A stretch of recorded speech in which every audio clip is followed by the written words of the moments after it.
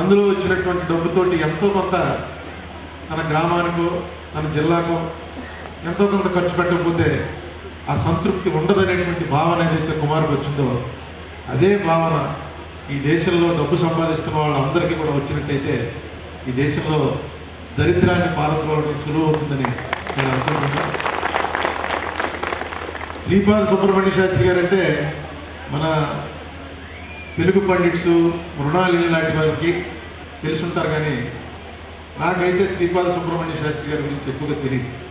ఒక 10-15 ఏళ్ల క్రితం అనుకుంటాను బేతోల్ రామబ్రహ్మ గారిని ఇంతకు ముందు ఇక్కడ సన్మానం పొందిన ఆయన బుక్ ఇచ్చాడు, అనుభవాలు జ్ఞాపకాలు.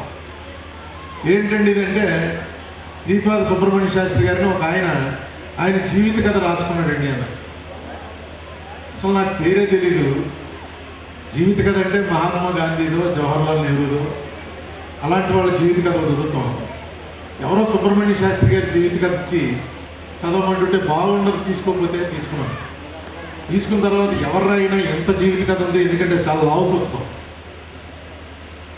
కానీ చదివిన తర్వాత అనిపించింది నేను చదివిన అన్ని ఆటోబయోగ్రఫీల్లోకి ఇంత సరళంగా ఇంత మామూలు మాటలతో ఒక మామూలు మనిషి జీవితం అంటే ఏమిటి, ఎలా జీవించాలి అని చెప్పింది బహుశా అలా చెప్పగలగటం అనేది అందరూ చేయలేము. నీకు ఆ పుస్తకం తెరిచిన తర్వాత ఇంకా మూసే వరకు పూర్తయ్యే వరకు ముయ్యలేదు, అంత అద్భుతంగా రాశాడు ఆయన వర్ణన. కానీ నిజంగా ఆయన ఈ ఊరు వాడు అన్న సంగతి నాకు కుమార్ చెప్తే కానీ తెలియదు. అటువంటి శ్రీపాద సుబ్రహ్మణ్య శాస్త్రి గారు లాంటి మనిషి, ఎందుకంటే మనిషిని బట్టి ముందే వస్తున్నాడంటేనే ఎంపీ గారు వస్తున్నారా అంటేనే గౌరవం, వచ్చి ఎక్కడో కూర్చుంటే ఏం గౌరవం ఉండదు. కానీ ఎక్కడో కూర్చుని కూడా గౌరవం పొందగలిగిన వాడే కవి సుబ్రహ్మణ్య శాస్త్రి గారు. ఆ తరహాకి చెందినటువంటి కవి. ఆయన ఎవరన్నది ఆయన పుస్తకం చదివాక తెలిసింది. ఆయన ఎవరో తెలిసి ఆయన పుస్తకం చదవడం కాదు. అటువంటి మహనీయుడి పేరుతోటి ఇవాళ తనికెళ్ళ భరణి గారు లాంటి మనిషిని తీసుకొచ్చి, ఎందుకంటే తనికెళ్ళ భరణి అంటే మనకి సినిమాల్లో విలనో లేకపోతే కామెడీయో తెలుస్తుంది, కానీ ఆయన రాయటంలో వాటన్నిటినీ మించి చాలా పేరు పొందినటువంటి వ్యక్తి. ఆయన కొత్తగా పరిచయమైన కొత్తలో నాకు ఒక రోజు కూర్చోబెట్టి శివుడి మీద ఆయన రాసింది చదివి వినిపించారు.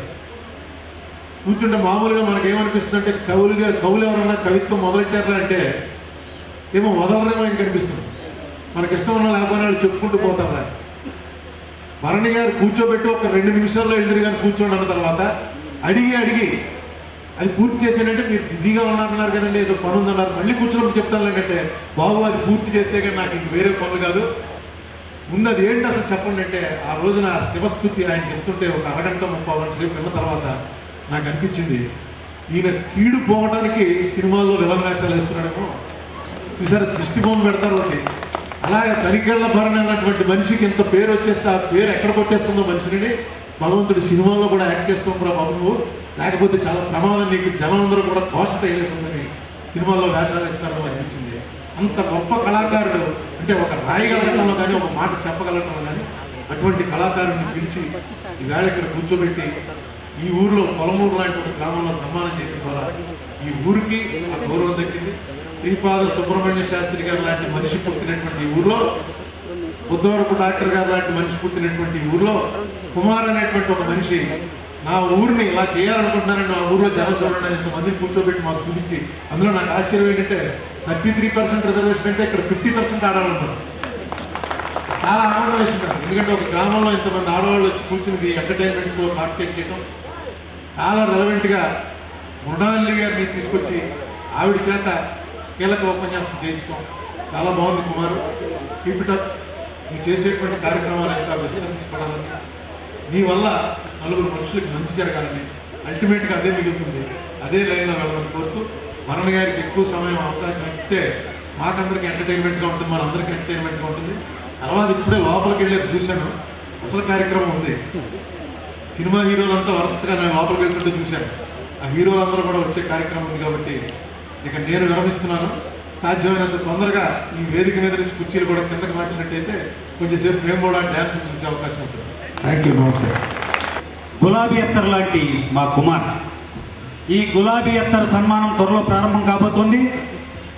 ఇంత కథ దీని వెనక ఉంది కాబట్టి శ్రీపాద వారికి నమోవాకాలు సమర్పించుకుంటూ తనికెళ్ల భరణి గారితో ఆత్మీయ సంబంధం ఉన్నటువంటి అదృష్ట దీపక్ గారు 2 మాటలు చెప్పేస్తే సన్మానం ప్రారంభమైపోతుంది.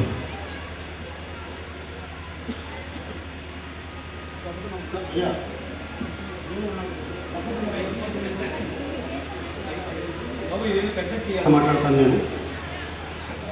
ముఖ్యంగా ఎక్కడో ఉన్న మారుమూల ఈ పల్లెటూరులో ఇంత అత్యద్భుతమైనటువంటి సాంస్కృతిక కార్యక్రమాన్ని ఏర్పాటు చేసి చారిటబుల్ ట్రస్ట్ ద్వారా సామాజిక సేవకే కాకుండా కళారంగానికి, సాహిత్య రంగానికి కూడా దోహదం చేస్తున్నటువంటి బుద్ధవరపు చారిటబుల్ ట్రస్ట్ బాధ్యులందరికీ కూడా శిరస్సు నమస్కారం చేస్తున్నాను.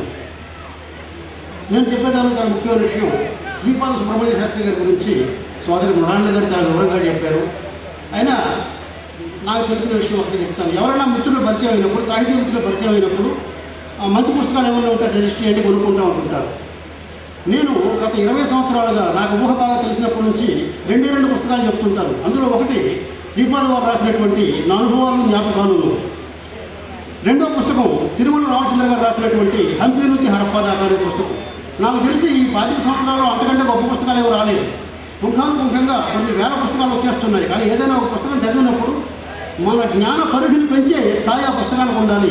అలాంటి మహత్తరమైనటువంటి పుస్తకం శ్రీపాద సుబ్రహ్మణ్య శాస్త్రి గారు రాసినటువంటి నా అనుభవాలు జ్ఞాపకాలు పుస్తకం. ఆయన కథల గురించి, నవల గురించి ఇప్పుడు చెప్పాలంటే మృణాళ గారే చాలా క్లుప్తంగా చెప్పారు, ఇప్పుడు చెప్పాల్సిన సమయం కాదు. అలాంటి మహోన్నతమైనటువంటి సాహితీవేత్త పేరుతో వస్తున్నటువంటి పురస్కారాన్ని భరణ్ గారికి ఇవ్వడం కూడా చాలా ఉచితంగా ఉంది. ఎందుకంటే భరణ్ గురించి చెప్పాలంటే కొంచెం ఇబ్బందికరంగా ఉంటుంది. ఎందుకంటే భరణ్ గారికి నాకు ఆత్మీయ బంధాన్ని దృష్టిలో పెట్టుకుంటే మరి ఆయన పొగిడితే నన్ను నేను పొగుడుకున్నట్టు ఉంటుందేమో భయం వేసి ఎక్కువగా చెప్పలేదు. కానీ కొన్ని ముఖ్యమైన విషయాలు చెప్పాలి. ఏమిటంటే భరణ్ చాలామంది ఒక గొప్ప సినిమా నటుడుగానే ఎరుగుదరు. చాలామంది మిత్రులు అనుకుంటారు భరణ్ గారు చేసినటువంటి దుర్మార్గమైనటువంటి విలన్ వేషాలు చూసి, ఎందుకంటే కొన్ని సినిమాల్లో ఆయన వేషాలు చూస్తుంటే జీవితంలో ఇంత దుర్మార్గులు ఉంటారని చెప్పి చూసేవాళ్ళకి కసి లేకపోతుంది. అంత సహజంగా నటించినటువంటి భరణి ప్రత్యేకించి ఇవాళ తెలుగు సినిమా రంగంలో తెలంగాణ మాండలికాన్ని అత్యద్భుతంగా అతి సహజంగా పలకనటువంటి ఒక 2-3 మహానటుల్లో భరణ్ గారు ఒకరు. చాలామంది భరణ్ గారిది ఎందుకని తెలంగాణ ప్రాంతం అనుకుంటారు, కానీ నిజానికి ఆయనది మన పాలకొల్లు పక్కనే ఉన్నటువంటి జగన్నాథపురం చిన్న పల్లెటూరు. అంతటి మహానటుడు ఆయన సాత్వికమైన వేషాలు వేశారు, విలన్ వేషాలు వేశారు. ఏ వేషం వేసినప్పటికీ కూడా అది ప్రజల చేత ఒప్పించబడ్డటువంటి, అంటే ఈ వేషం ఇంతకంటే ఎవరూ చేయలేరు అనే స్థాయిలో చేసినటువంటి గొప్ప వేషాలు వేశారు ఆయన. అదంతా ఒక ఎత్తు అయితే, నటుడి కంటే ముందు చెప్పవలసింది ఆయన చాలా గొప్ప రచయిత. ఒక రకంగా ఆయనలో రచయితని నటుడు డామినేట్ చేసి రచనలు చేయకుండా చేశారన్న చాలా అసంతృప్తిగా కూడా ఉంటుంది. ఎందుకంటే తెలుగు నాటక రంగానికి కొత్త వెలుగులు తీసుకొచ్చినటువంటి ప్రయోగాత్మక నాటకాలు రాసినటువంటి మహారచయితల్లో మిత్రుడు భరణపరుడు. కుక్కరూపం కానివ్వండి, గార్ధపాండం కానివ్వండి, మరొక గోగ్రహణం కానివ్వండి, ఇలా ఎన్నో నాటకాలు చివరికి పంజరంలో ఇరుగు కానివ్వండి. ఇలాగా ప్రయోగాత్మకమైన నాటకాలు పేరు చెప్పి జనాన్ని బాధేయకుండా, ఎందుకంటే ప్రయోగాత్మక నాటకాలు జనానికి అర్థం కావున్నది దురూహపడం. అలా కాకుండా ప్రయోగాత్మకంగా చెబుతూనే కళాత్మకంగా కూడా ప్రదర్శించినటువంటి గొప్ప నాటకాలు రాసినటువంటి మిత్రుడు భరణి వేషాల్లో ఈ మధ్య డిమాండ్ పెరిగేటప్పటికీ రచనను కొంచెం వెనక్కి పెట్టారు. అందుకని సభాముఖంగా స్నేహపూర్వకమైనటువంటి నా నిరసన కూడా తెలియజేస్తున్నాను మిత్రుడు భరణి గారికి. అయితే రచన పక్కకి పెట్టినంత మాత్రాన ఖాళీగా కూర్చోలేదు ఆయన ఇటీవల కాలంలో ఆయనకున్న గొప్ప లక్షణం ఏంటంటే, ఇక్కడ భరణి గారు ఆత్మీయులు చాలామంది ఉన్నారు. అక్కడ రామచంద్రపురం నుంచి, ముఖ్యంగా రావులపాలెం నుంచి వెంకటరెడ్డి గారు, మా బావగారు మొత్తం సీతారామూర్తి గారు, డి వెంకటరెడ్డి గారు, హేమహేమలు అందరూ వచ్చారు ఆయన మిత్రులు. వాళ్ళందరికీ కూడా భరణి గారి గురించి తెలుసు, భరణి గారి ఇంటి గురించి కూడా తెలుసు. భరణి గారి ఇంటి విషయం ఎందుకు చెప్తున్నారంటే, సినిమా నటుల్లో, రచయితల్లో కొన్ని కోట్ల రూపాయలు ఖర్చు పెట్టి కట్టిన ఇల్లు ఉండొచ్చు, కానీ భరణి గారి ఇంట్లో విశేషం ఏంటంటే ఎంత అంతస్తు, 2వ అంతస్తు కాకుండా 3వ అంతస్తులో ప్రత్యేకించి ఒకే ఒక పెద్ద హాల్ ఉంటుంది. ఆ హాల్లో కుర్చీ కానీ ఏముండవు, కార్పెట్ వేసి ఉంటుంది. ఆ చుట్టూ కూడా కొన్ని వేల అద్భుతమైనటువంటి పుస్తకాలు నిండి ఉంటాయి. యాంటిక్ వాల్యూ ఉన్నటువంటి మహత్తరమైన వస్తువులన్నీ కూడా సేకరించి అక్కడ పెట్టి ఉంటాయి. ఎవరన్నా అభిరుచి ఉన్న మిత్రులు పెడితే గంటల తరబడి హాయిగా కార్పెట్ మీద కూర్చుని కాలక్షేపం చేయగలడు. సినిమా వాణి అనే అహం ఏమాత్రం లేనటువంటి ఒక అత్యద్భుతమైన మానవీయ దృక్కోణం ఉన్నటువంటి మనిషి మిత్రుడు భరణి గారు. అందుకని ఆయన ఇంట్లో ముఖ్యంగా మేడ మీద గారు చూస్తున్నప్పుడు ఒక సరస్వతి నిలయంలాగే కనిపిస్తుంది. సినిమా వాళ్ళు చాలామంది పత్రికల్లో రాసేవాళ్ళు డస్కిన్ చర్చలు రాస్తే వాళ్ళ పేరు వేసుకుంటారు. అది దౌర్భాగ్యం లేదు. భరణి గారు స్వతహాగా గొప్ప పండితుడు, గొప్ప కవి. అన్నిటి గురించి చెప్పాలంటే ఈ మధ్యకాలంలో భక్తి గురించి చెప్పుకోవాలంటే ఈవేళ భక్తి కూడా రక్త మార్గంలోకి వెళ్ళిపోయింది. ముఖ్యంగా ఈ మధ్యకాలంలో టీవీ ఛానల్స్లో ప్రసారమైనటువంటి కొంతమంది మహానుభావుల రాసలేవలు చూస్తుంటే భక్తి అంటే అసహ్యం ఉండేటటువంటి దౌర్భాగ్య స్థితి దేశానికి వచ్చేసింది. అలా కాకుండా నిజమైనటువంటి భక్తి ఎలా ఉండాలి, నిజమైనటువంటి ఆధ్యాత్మిక చింతన ఎలా ఉండాలి తెలుసుకోవాలంటే మహత్తరమైన ఇంత ఉద్గ్రంథాలు చదవక్కర్లేదు. భరణి గారు రాసినటువంటి నాలోన శివుడు గారుడు అని ఒక అతి సామాన్యమైన భాషలో గొప్ప తాత్విక చింతనను ప్రేరేపించినటువంటి గొప్ప గేయం రాశాడు ఆయన. ఆ గేయం కూడా ఆయన పాడితేనే వినాలి, ఎందుకంటే అనుభూతి ప్రేరకంగా రాసినటువంటి గొప్ప గేయం అది. నాలోన శివుడు గారుడు ఇంతకు ముందు మీ సభ ప్రారంభానికి ముందు కూడా వేశారు. అందుకని మిత్రులారా, మీ అందరికీ మరోసారి మనం చేసేది ఏమిటంటే, మీ అందరూ కూడా శుభ్రమైన తెలుగు నేర్చుకోవాలంటే అంటే మమ్మీ డాడీ కల్చర్ నుంచి పక్కకు వచ్చి అమ్మా నాన్నలో ఉన్నటువంటి మాధుర్యాన్ని అనుభవించాలంటే శ్రీపాద సుబ్రహ్మణ్య శాస్త్రి గారి నా అనుభవాలు జ్ఞాపకాలు పుస్తకం చదవాలి, చదివించండి మీ తర్వాత తరాల చేత.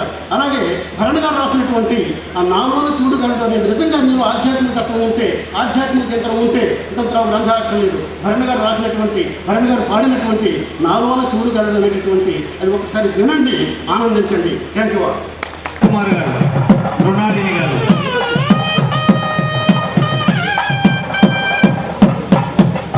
దీపక్ గారు.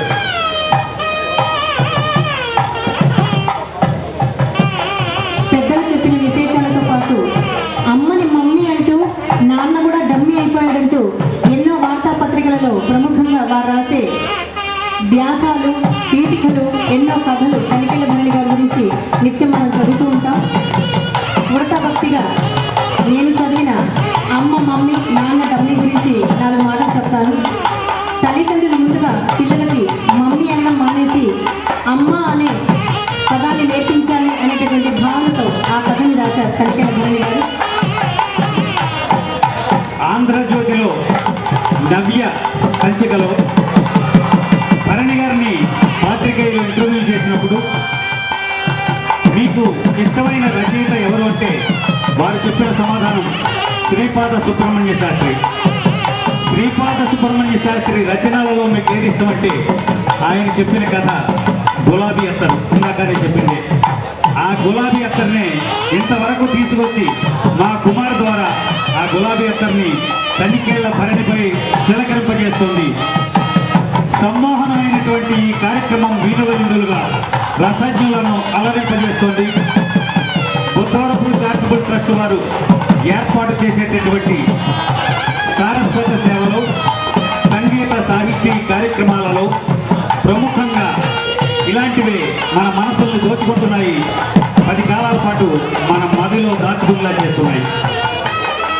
తనికెళ్ళ భరణి గారికి ఈ సన్మానం సందర్భంగా వరుసగా ఇక్కడికి వచ్చినటువంటి సాహితీ మిత్రులు, వారి అభిమానులు, కవి పొంగవులు ఒక్కొక్కరిని వేదికపైకి వచ్చి పుష్పమాలలు, సెలవులు సమర్పించడానికి సిద్ధంగా ఉండవలసిందిగా కోరుతూ ఈలోగా పెద్దలు వెంకటేశ్వర్లు వారిని వారి పద్యరత్నాలను వినిపించవలసిందిగా కోరుతున్నాను.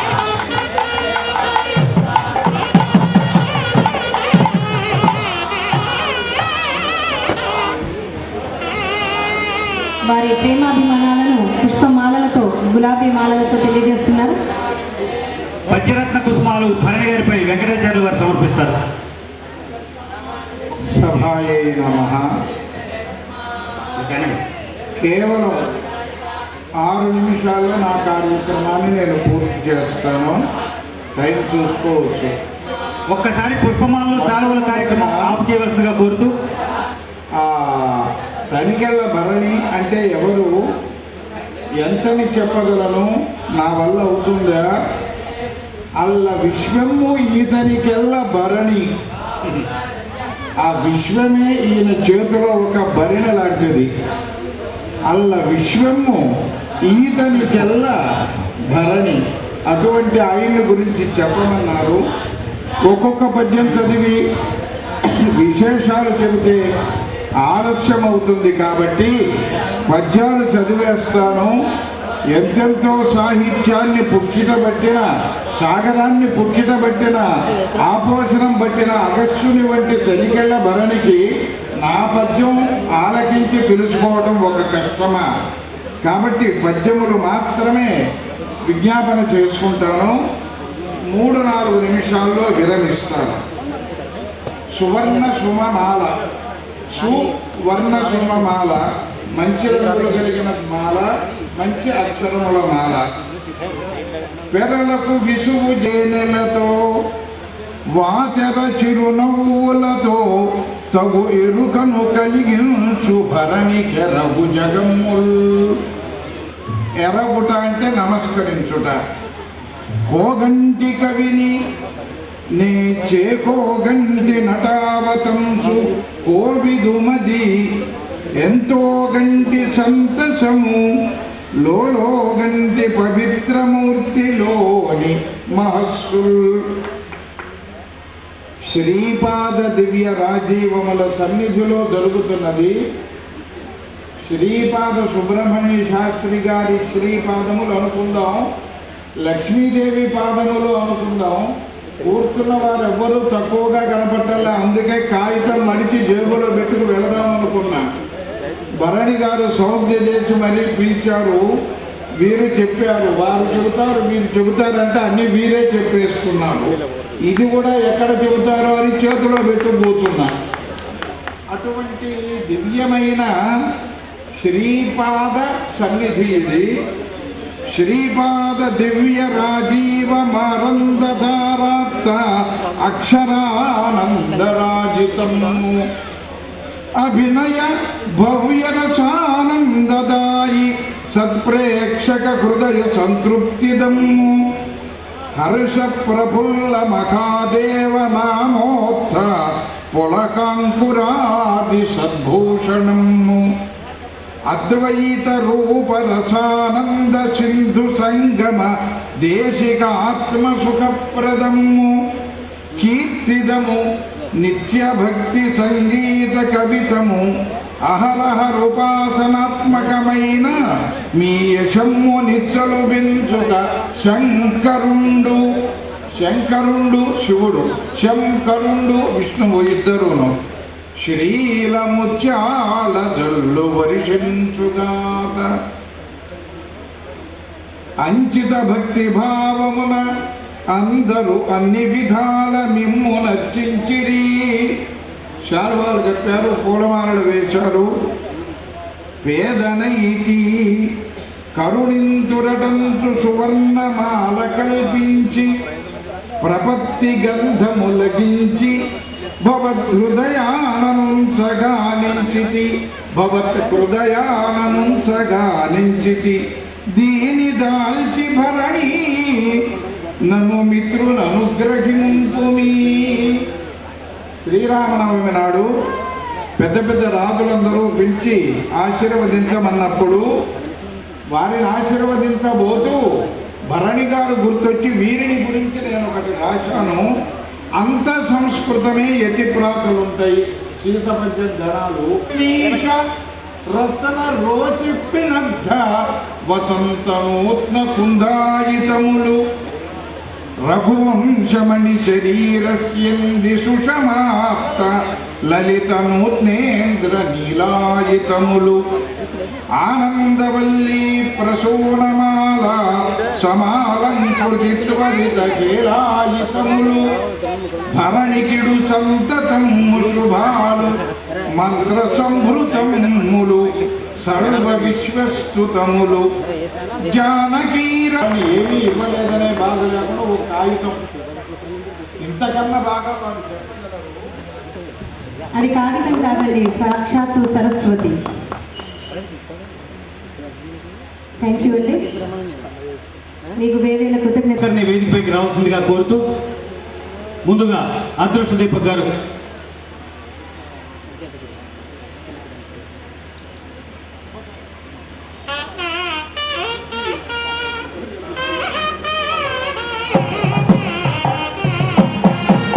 టి వెంకటరెడ్డి గారు, మధురాపంతులు సత్యనారాయణ గారు, మధురాపంతులు వెంకట చలపతి గారు, టిఆర్ఎస్ స్వామి గారు,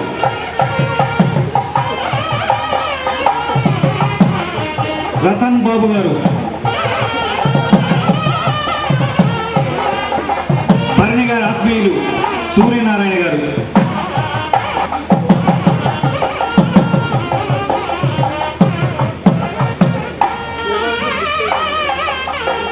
అలాగే జెడ్పీటీసీ కార్యదర్శి సురేష్ కుమార్ గారు, ఎస్ కిరణ్ గారు, శ్రీ పి రామకృష్ణ గారు,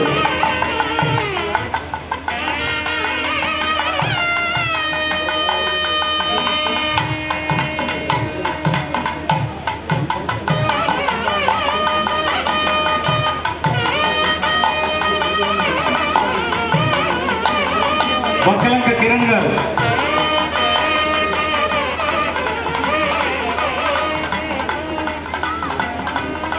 శ్రీ కందర్ప హనుమాన్ గారు,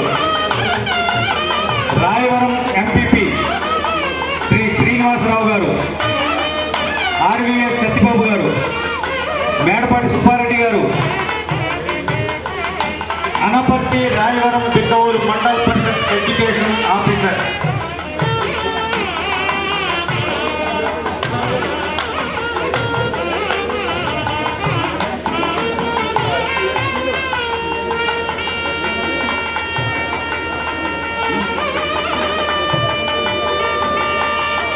ఇంకా శాలువలు తెచ్చిన వారు ఎవరైనా ఉంటే భరణి గారి మీద అభిమానంతో వారిని పేరు పేరున పిలిచేట్టుగా భావించి ఒక్కొక్కరే రావాల్సిగా కోరుతున్నాం.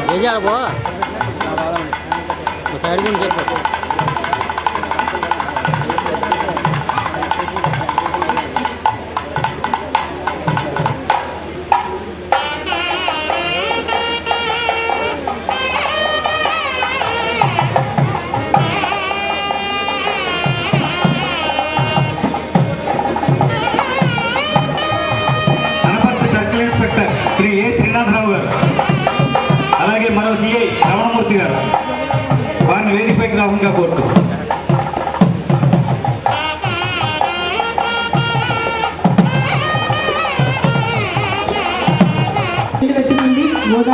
డాక్టర్ తాడి రామగురెడ్డి గారు,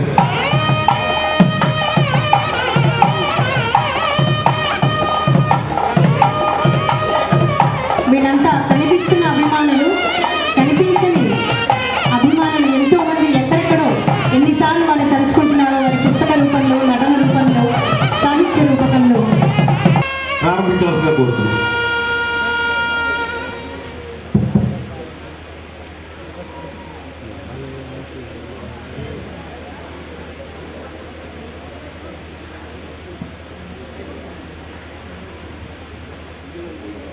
సభకు నమస్కారం. మా మీద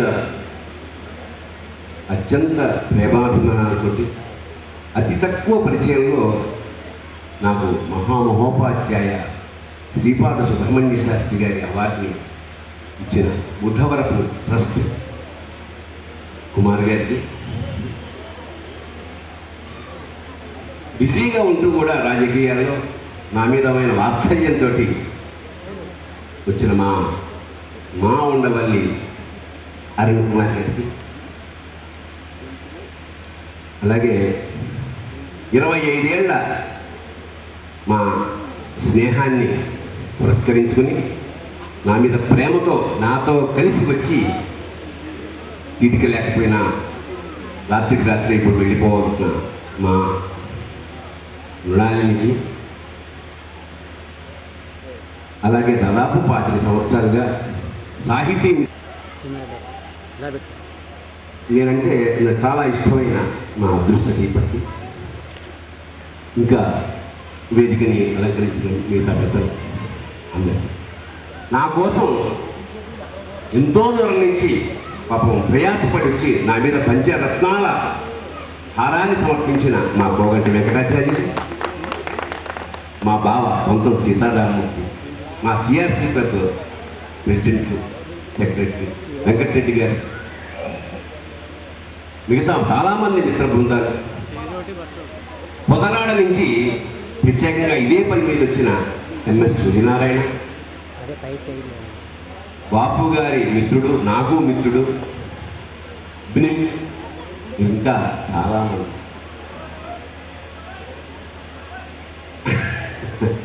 బ్రిమ్ అనగానే నాకు మా బ్లిమ్ బిఎన్ మూర్తి భరణికి బ్రిమ్ ముద్దులను పంపించాడు.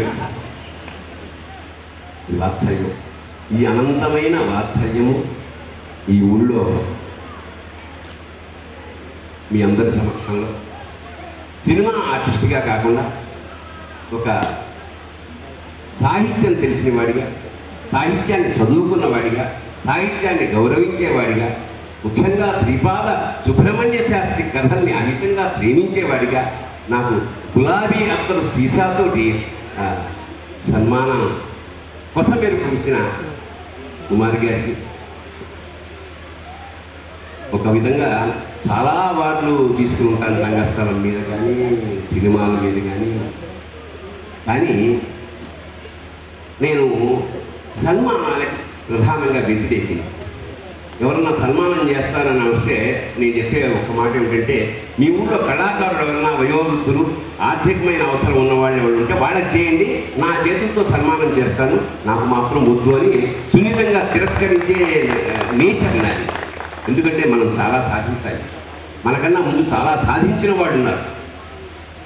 కానీ కుమార్ గారి నోట్లోంచి మీకు చారిటబుల్ ట్రస్ట్ శ్రీపాద సుబ్రహ్మణ్య శాస్త్రి గారి స్మారక అవార్డు ఇస్తున్నాము అన్న ఉత్తర క్షణం యాక్సెప్ట్ చేసినది ఒక ఏకైక. దానికి కారణం ఆ మహా వ్యక్తి మీద నాకు అపారమైన గౌరవం, ఇష్టం. ఇందాక ఆయన అంటే కట్టే కొట్టే తెచ్చేలాగా చెప్పారు శ్రీపాద సుబ్రహ్మణ్య శాస్త్రి గారు. ప్రపంచ సాహిత్య చరిత్రలో చిన్న కథలుకి ఆంగ్లంలో ఓ హెన్రీ అని ఆంగ్లం చదువుకున్న ఎవరైనా సరే చెప్తారు. మపాసా ఇలాగా 2-3 ప్రముఖులు ఉన్నారు. ప్రపంచంలో అన్ని భాషల్లోని వాళ్ళ సాహిత్యం ట్రాన్స్లేట్ అయింది. చాలామందిని మీ ఇష్టమైన కథా రచయిత ఎవరంటే మపాసా అంటారు, మనవాళ్ళు కూడా ఓ హెన్రీ అంటారు. కానీ నేను వాళ్ళ మొపాసా ఓహెంద్రీ కన్నా ఒక మెట్టు పైగా శ్రీపాద సుబ్రహ్మణ్య శాస్త్రి నా అభిమాన కవి అని ఘంటాపదంగా చెప్తాను. దాదాపు 50-60 ఏళ్ల క్రితం తెలుగు సాహిత్యంలో ఒక తరంగంలా కాకుండా ఒక పిల్ల తెమ్మిరలాగా ప్రవేశించిన వారు శ్రీపాద సుబ్రహ్మణ్య శాస్త్రి గారు. తెలుగు కథ చదవాలంటే సుబ్రహ్మణ్య శాస్త్రిని చదవాలి, తెలుగు మాట్లాడాలంటే సుబ్రహ్మణ్య శాస్త్రిని చదవాలి, తెలుగు సంస్కృతిని దర్శించాలంటే సుబ్రహ్మణ్య శాస్త్రి గారిని చదవాలి, తెలుగుగా బతకాలంటే సుబ్రహ్మణ్య శాస్త్రిని చదవాలి, భవిష్యత్ తెలుగు ఉండాలంటే సుబ్రహ్మణ్య శాస్త్రిని చదివి తీరాలంటే there is no other way. అలాంటి మహానుభావుడు ఈ ఊళ్ళో పుట్టి, ఈ ఊళ్ళో పెరిగి, ఈ ఊళ్ళో నడిచిన మట్టిని మనం ముట్టుకుంటున్నందుకు మనం జన్మధన్యమైపోతుంది. అంత దక్ష శ్రీపాద సుబ్రహ్మణ్య శాస్త్రి గారు లాంటి కవిని మనం పెట్టుకుని ఆయన పుస్తకాలు అమ్ముకుంటూ రోడ్ల మీద సైకిల్ మీద తన పుస్తకాలు జేబుల్లోంచి తీసి, అంటే ఆయనకు ఒక కోటు ఉండేది. ఆ కోట్లో 1, 2, 3 ఇలా 6, 7 ప్యాకెట్లు ఉండేవి. అందులో తన పుస్తకాలు పెట్టుకుని సైకిల్ వేసుకుని తను ప్రింట్ చేసుకున్న తన పుస్తకాల్ని అమ్ముకుంటూ అనాకి గాడికి బతికాడు ఆయన మహానుభావుడు. అలాంటి మహానుభావుడి కథ ఒకటి సరే, గులాబీ అత్తరు దాని పేరు. దయచేసి సాహిత్యం చదువుకున్నవాడు, తెలుగు చదువుకున్న వాళ్ళందరూ ముందు ఈ కథ చదవండి. ఏ కథ వల్ల నాలో సాహిత్యం ఉప్పొంగిందో దానికి ప్రేరణైన ఒక కథ గులాబీ అత్తరు. ఆ కథ చదవండి. ఏకవాక్యంలో కథా సంగ్రహం ఏమిటంటే, కాశ్మీర్ నుంచి ఒక అత్తరు సాహెబు పెద్దాపురం వస్తాడు వత్సవాయి తిమ్మగజపతి రాజుగారిని చూడడానికి. అత్తరు అంటే ఒక పెయింటింగ్ లాంటిది, ఒక కళాత్మకమైన, అంటే రక్తాన్ని పిండి అత్తరు తయారు చేసినంత ఆనందంగా ఒక కళాత్మక సృష్టితో ఇక్కడికి వస్తాడు, పెద్ద ఇనాం ఆశించి. ఎక్కడి నుంచి? ఢిల్లీ నుంచి గోల్కొండకి, గోల్కొండ నుంచి పెద్దాపురానికి. కానీ ఇక్కడ వాళ్ళు ఆ ఠాణేదారులు వాళ్ళు లోపలికి రానివారు. విసిగిపోతాడు. ఫైనల్గా మంత్రి లాంటి వజీర్ ఏమంటాడంటే, దాని ఖరీదు ఎంత అంటాడు. అంటే గుండెల్లో గుణపం గుచ్చిన ఉంటుంది. నేను ఇది ఖరీదుకి తేలేదు. ఒక కళాత్మక, ఒక సితార వాయించి పావలా కోసం వాయించరు ఎవడు. ఎప్పుడైతే దాని ఖరీదు అడిగాడో గుండె బద్దలైపోయిన ఆ